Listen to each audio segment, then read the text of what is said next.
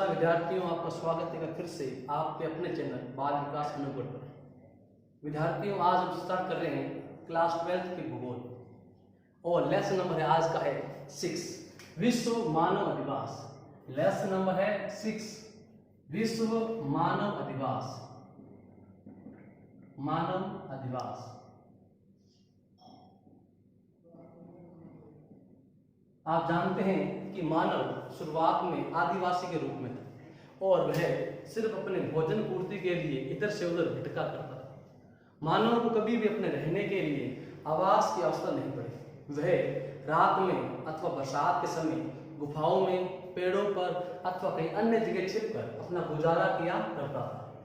जब मानव को कुछ ज्ञान हुआ, उसने आविष्कार किया पहिए का, उसने आविष्कार किया हल का, कृषि यंत्रों का, पहिए का, आग का। उसके पश्चात से महसूस हुआ कि उसे कहीं सेफ जगह रहना चाहिए। तब उसने क्या किया, अपने आवास बनाना शुरू किया। तो देखते हैं कि मानव किस प्रकार अपने आवास बनाना शुरू किए। देखिए, मानव द्वारा निर्मित व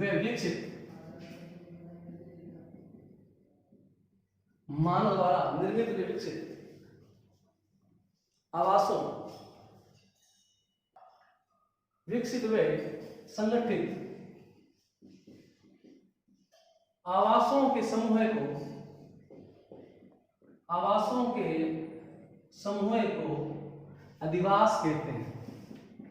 क्या कहते हैं? अधिवास कहते हैं। एक बात ध्यान रखना भाई कि आवश्यक नहीं है कोई बहुत अच्छी बढ़िया बिल्डिंग हो उसे ही आप अधिवास कहें। अधिवास के रूप में बड़ी से बड़ी बिल्डिंग अथवा एक छोटी झोपड़ी भी अधिवास ही कहलाती है। प्रत्येक मानव अपनी आर्थिक व्यवस्था के अनुसार अपने लिए अधिवासों की व्यवस्था करता है।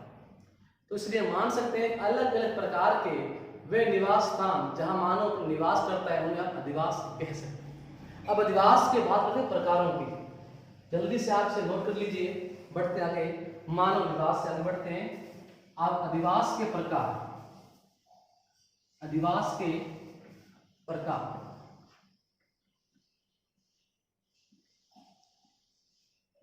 अधिवास के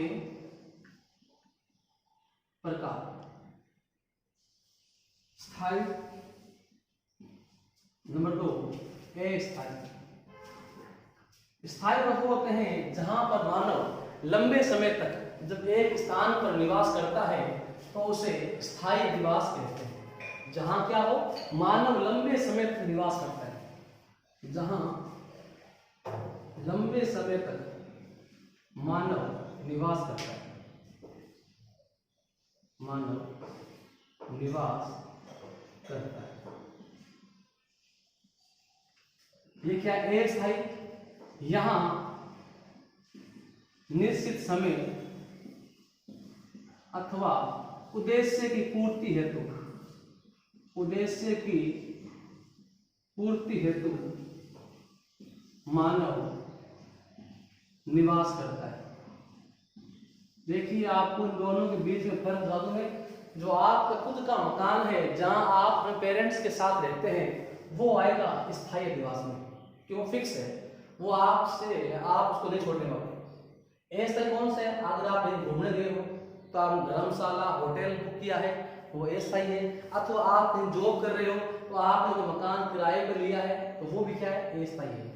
तो मुझे लगता है आपको स्थायी और अस्थायी में अंतर ध्यान पड़ गया होगा। चलिए बढ़ते हैं आगे, जल्दी से साथ नोट कर लीजिए।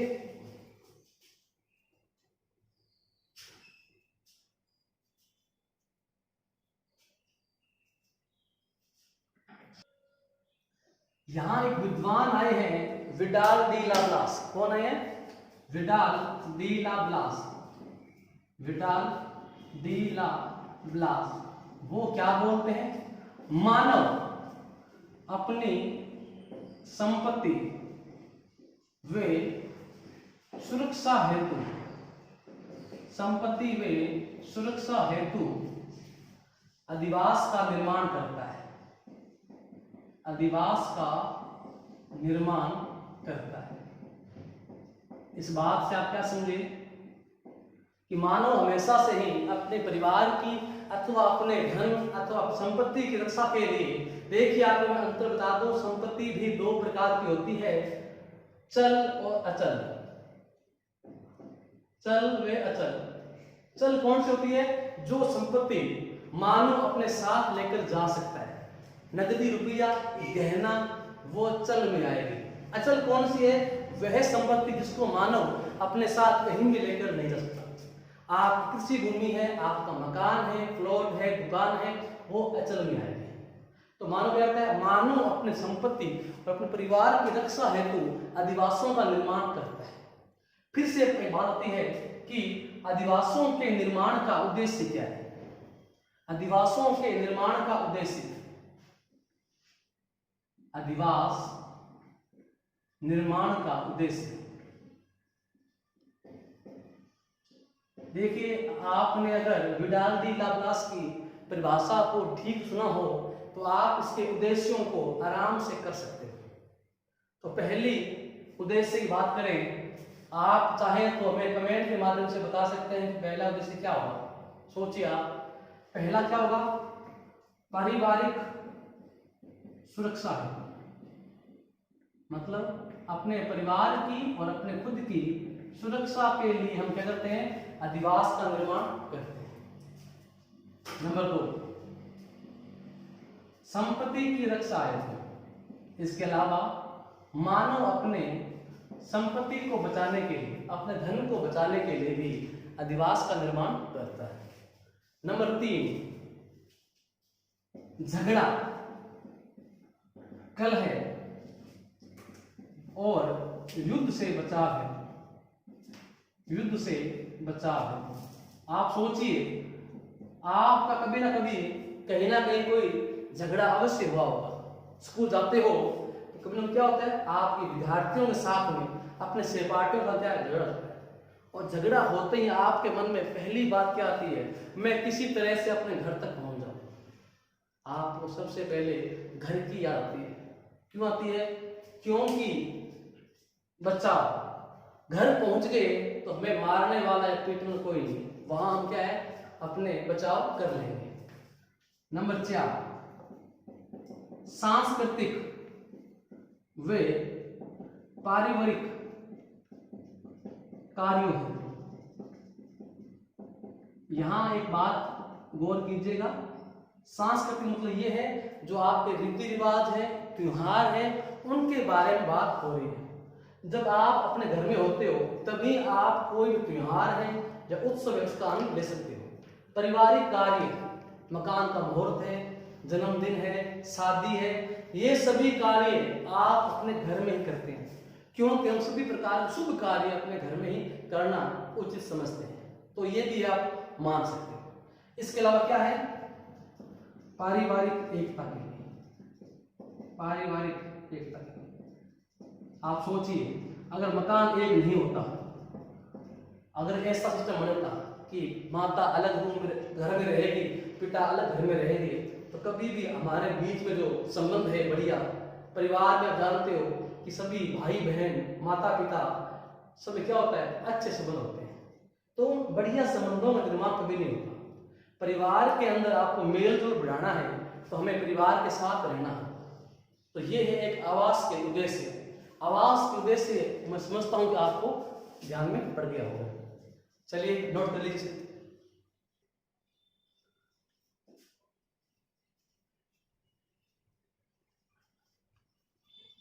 नेक्स्ट है मानव अधिवासों का वर्गीकरण। यहां हम देखते हैं, देखो भाई आपके सामने कुछ गांव होंगे, कुछ शहर होंगे, तो इनका वर्गीकरण भी उसी आधार पर किया गया है। नंबर 1 ग्रामीण अधिवास, ग्रामीण अधिवास, और नंबर 2 है शहरी अधिवास।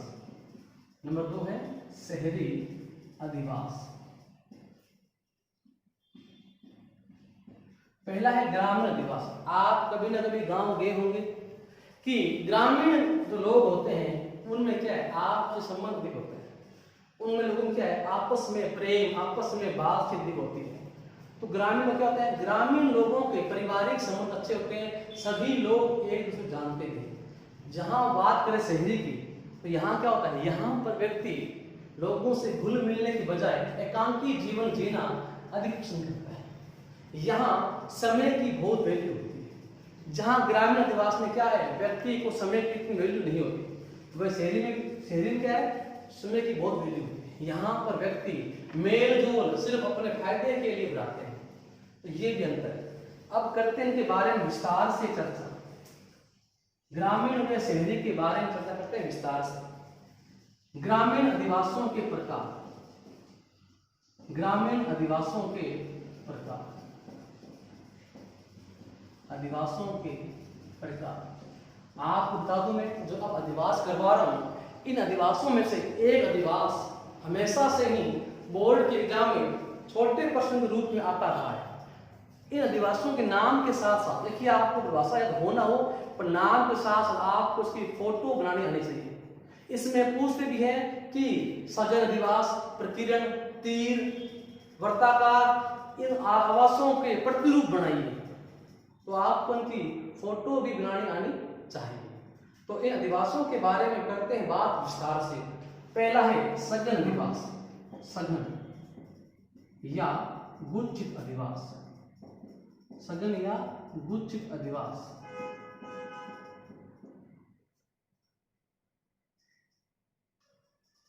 देखिए इस अधिवास को इसके अलावा पुंजित, सहज, संकुचित अधिवास भी कहते हैं। से पुंजित, सहज, संकुचित अधिवास भी कहते हैं। इनमें क्या है, इनमें मकान जो होंगे, इनमें क्या है, जो मकान होंगे वो बिल्कुल बिल्कुल क्या होंगे, पास पास में होंगे। और इनके मध्य कोई मंदिर, कोई मस्जिद, गुरुद्वारा या कोई अन्य संस्था होगी, और उस संस्था के आसपास उसके चारों ओर ये घर कहीं बसे होते हैं। इसकी ये विशेषता है कि ये क्या होंगे, ऊंचे स्थान पर ये अधिवास बड़े होंगे। नंबर एक, ऊंचे स्थान पर बसे होंगे। नंबर दो, आपसी संबंध क्या होंगे, प्रगाढ़ होंगे।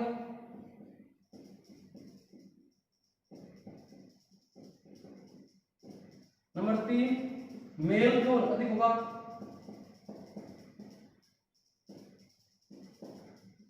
इस संस्था के या भवन के इर्द गिर्द बसे होंगे।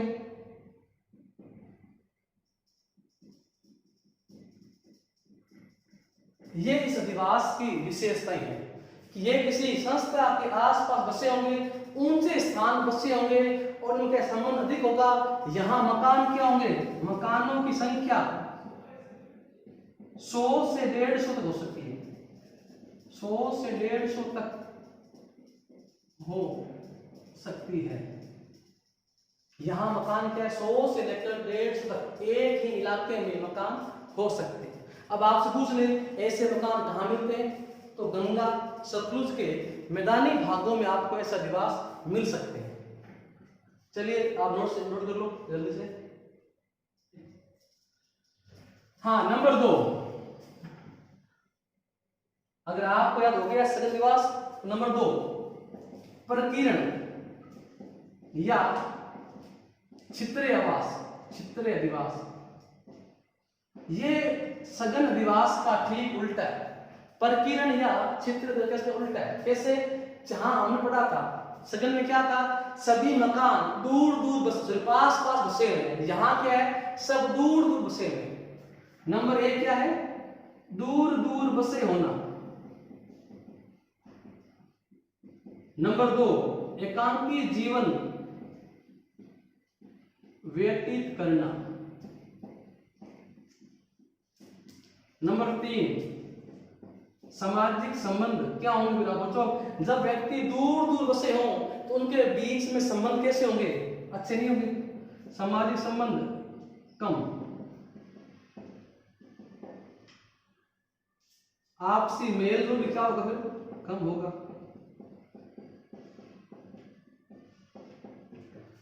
मकानों की संख्या क्या होगी, कम होगी, क्या होगी, कम होगी। इस तरह कैसे होगा, आप इसे बढ़ा लीजिए, एक मकान यहाँ है, एक यहाँ है, एक यहाँ है, एक यहाँ है, एक यहाँ, इस तरह। आवश्यक नहीं है जो चित्र किताब में दिया हुआ है वही चित्र सही है, इसको आप अपनी कल्पना से भी बना सकते हैं। प्रकीर्ण या क्या है, चित्र का क्या है, दूर दूर ये मकान बसे हुए होते हैं, इसको आप इस तरह से भी आप बना सकते हैं। करते हैं बात नेक्स्ट दिवस की।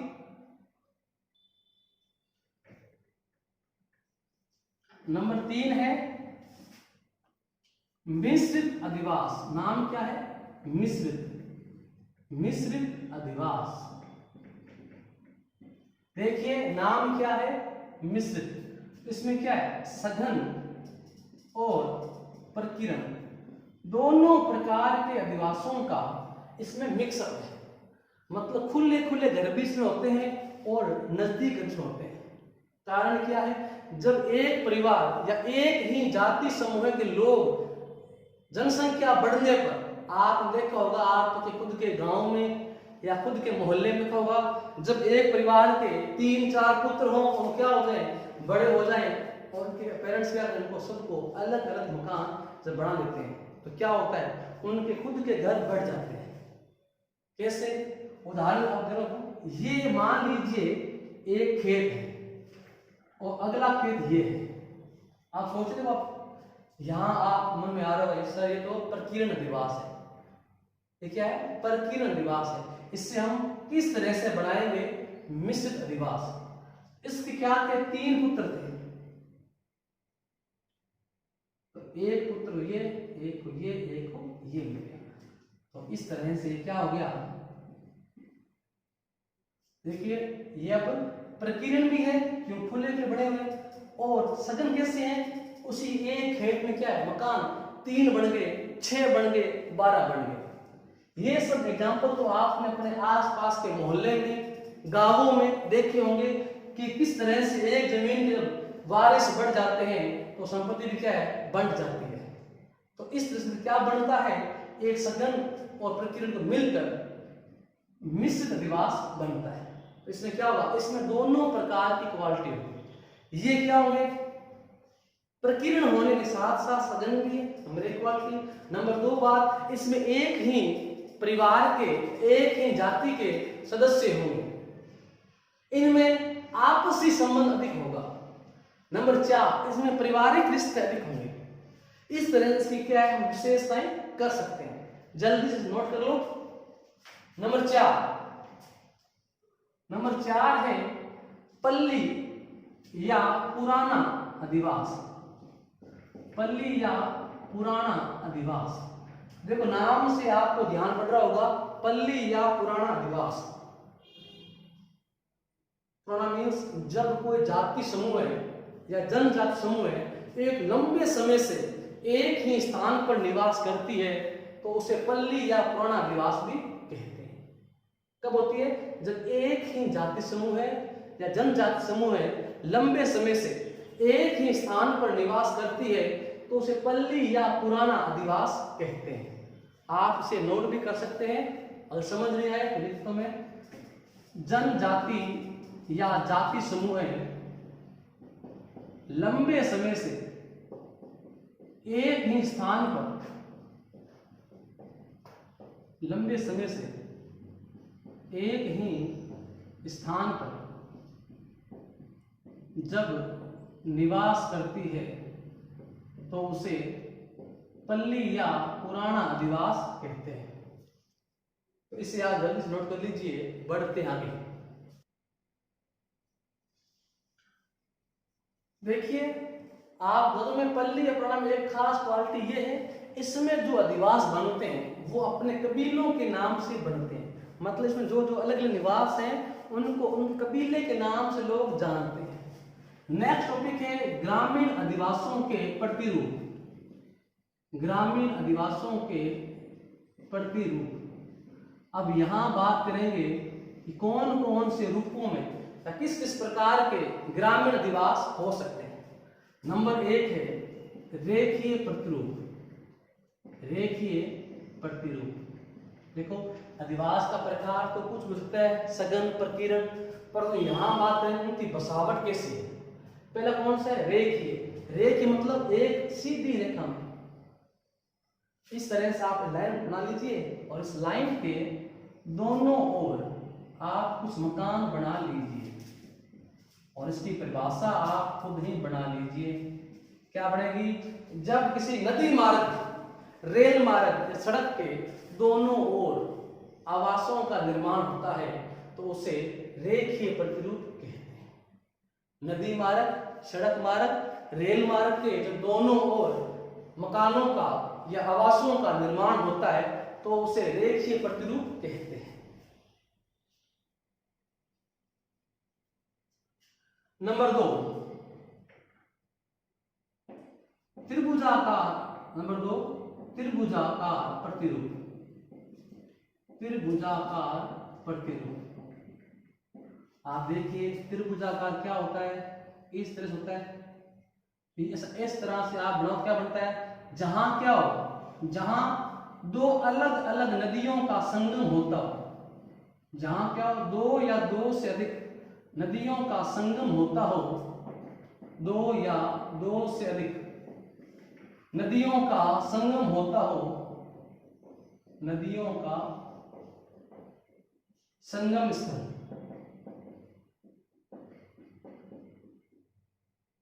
संगम स्थल,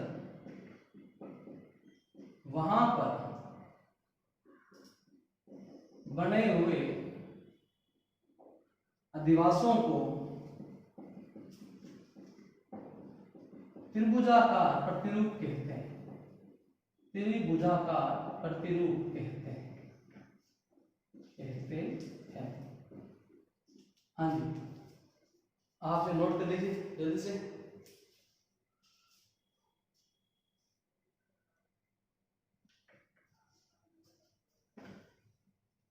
नंबर 3, तीन और तीर एक ही बात है। तीर प्रतिरूप। नदी किनारे किनारे, नदी के किनारे किनारे बसे हुए आवास, इसका नाम क्या है? तीर। ये भी उस रेखीय प्रतिरूप की तरह ही है, पर ये यहां अंतर क्या है? ये आवास लंबे स्थान पर बसे होंगे, ये इसमें अंतर है। हाँ, नंबर 4 है आयताकार या चौखपट्टी। नंबर 4, आयताकार या चौखपट्टी प्रतिरूप। देखो नाम से समझो, चौक नाम आ गया है। जब चारों दिशाओं से आने वाली सड़कें एक स्थान पर आकर क्या करती है? मिलती है, तो उसे बोलते हैं आयताकार प्रतिरूप। जब क्या हो? चारों दिशाओं से आने वाली सड़कें एक स्थान पर मिलती है तो उसे आयताकार प्रतिरूप भी कहते हैं। इस तरह से आप मकान बना लीजिए। नाम क्या? चौखपट्टी। देखो इसकी परिभाषा भी इसके नाम से, इसकी फोटो को देखकर आप बना सकते हो। जब क्या हो? चारों दिशाओं से आने वाली सड़कें एक स्थान मिलती है उसे बोलते हैं आयताकार या चौखपट्टी प्रतिरूप। नंबर 5, आर्य प्रतिरूप। विभिन्न दिशाओं से जब सड़कें एक स्थान पर मिलती है तो उसे आर्य प्रतिरूप कहते हैं। विभिन्न दिशाओं से सड़कें एक स्थान पर मिलती है, इसमें आप बहुत सारी सड़कें बना सकते हो। तो इनके किनारे किनारे आप मकान भी बना लीजिए। आप अपने इच्छा अनुसार मकान भी यहां बना लीजिए।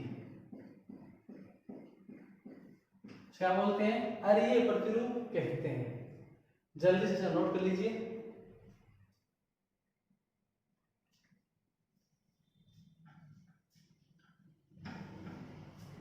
नंबर 5, वर्ताकार प्रतिरूप। नाम समझ जाओ भाई। इसमें क्या होगा, किसी धार्मिक स्थान या कोई बड़ी संस्था के जब चारों ओर मकान बनते हैं तो उसे वर्ताकार प्रतिरूप कहते हैं। कि धार्मिक स्थान अथवा बड़ी संस्था के चारों ओर जब मकान बनते हैं तो उसे वर्ताकार प्रतिरूप कहते हैं। नंबर 6, तारा प्रतिरूप। तारा प्रतिरूप, इसमें क्या होगा, इसमें पहले तो मकान बसेंगे अरिये की भांति और उसके पश्चात ये मकान बाहर की ओर बस जाएंगे। अरिये वगैरह जहां सड़कें आकर मिलती है, तो पहले आप यूं से बना लीजिए और उसके पश्चात आप ये मकान है उनको यूं आगे बढ़ा दीजिए, यहां भी आप मकान बना दीजिए, तो ये तारा प्रतिरूप कहलाता है। इस तरह से अपने 6 प्रतिरूप हो चुके हैं, बढ़ते हैं 7वें प्रतिरूप की और इसे आप नोट कर लीजिए जल्दी से। आप